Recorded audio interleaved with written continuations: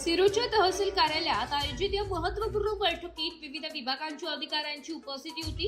यावेळी आमदारांनी तालुक्यात सुरू असलेल्या विकास कामांचा सखोल आढावा घेतला। रस्ते, पाणी पुरवठा, आरोग्य सेवा, शिक्षण यांसारख्या मूलभूत सुविधांबाबत सविस्तर चर्चा करताना त्यांनी अधिकाऱ्यांना स्पष्ट निर्देश दिले की प्रत्येक काम हे गुणवत्तापूर्ण आणि वेळेत पूर्ण झाले पाहिजे। कामात कोणतीही हलगर्जीपणा सहन केली जाणार नाही असा इशाराही त्यांनी दिलाय। बैठकीदरम्यान जनतेला भेडसावणाऱ्या अडचणींवर विशेष लक्ष केंद्रित करण्यात आले। अनेक वर्षांपासून प्रलंबित असलेल्या समस्यांवर तात्काळ उपाययोजना करण्यासाठी संबंधित अधिकाऱ्यांना आदेश देण्यात आले। कामे कागदावर नाही तर प्रत्यक्षात दिसली पाहिजेत आणि त्याचा लाभ सामान्य नागरिकांना झाला पाहिजे असा ठाम संदेश आमदारांनी दिलाय।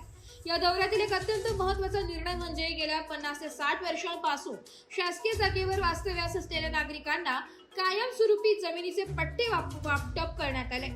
या निर्णयामुळे अनेक कुटुंबांना मोठा दिलासा मिळाला असून त्यांच्या आयुष्यात स्थैर्य निर्माण झाले।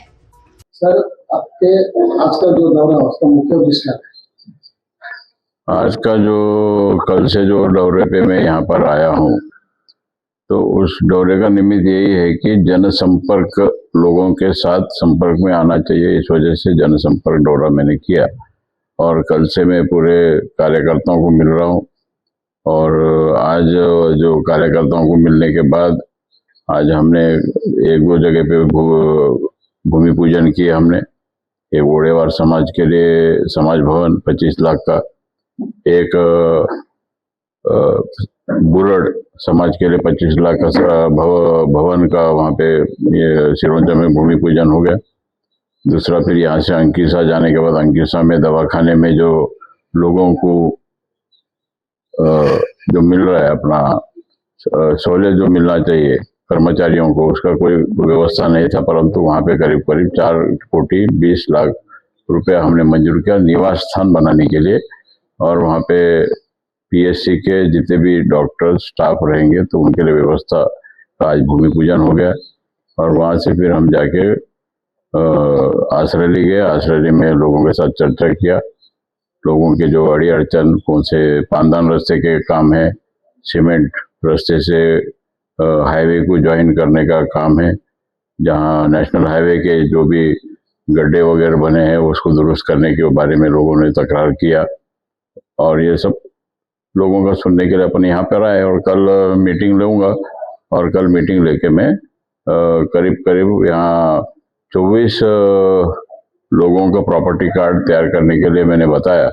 तो वो 4 लोगों ने जो विधिवत अपने तरीके से जो पैसा भरना चाहिए, रॉयल्टी जो गवर्नमेंट का रॉयल्टी भरना पड़ता है, तो 4 लोगों का तैयार है। तो कल 4 लोगों को प्रॉपर्टी कार्ड दिया जाएगा यहाँ पर।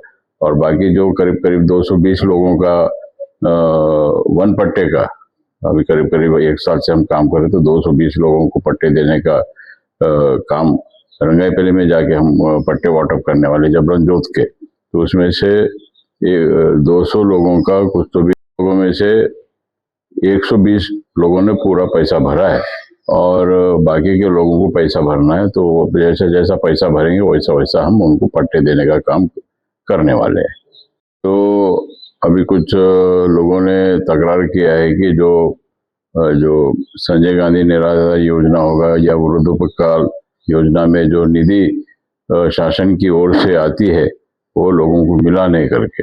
वास्तविक ऐसा है कि केंद्र सरकार 60% देती है और 40% राज्य सरकार का निधि रहता है। ये दोनों का निधि आए बगैर हम आगे बढ़ नहीं सकते।